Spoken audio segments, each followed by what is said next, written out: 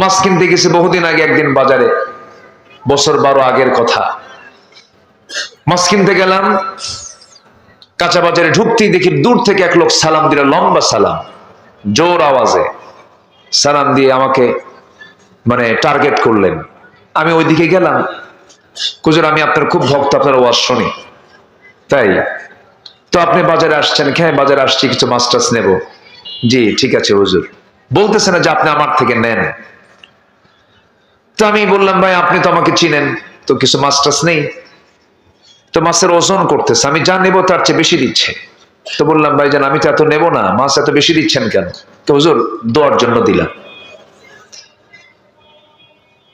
তো আমি ভাবলাম যে না, লোকটা বেশি করে দিল, এটা তো আমার নেওয়া যাবে না, দেখি পরে এক সময় এটাকে আমি ব্যালেন্স করব।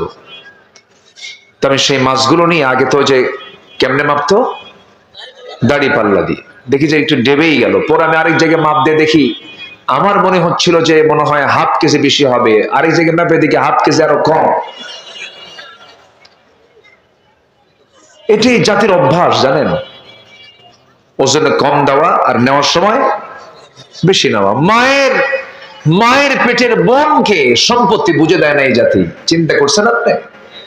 মায়ের পেটের বোন, আপনি তো দূরেই থাকলেন, নিজের বোনকে সম্পত্তি দিতে না, দেবে না বলে বোনের সঙ্গে সম্পর্ক নষ্ট করে। আছে না? আসতে বলবেন না, আছে না? নাই? আচ্ছা, আমরা মুসলমান কিন্তু চরিত্রটা মুসলমানের এখন আনতে পারি।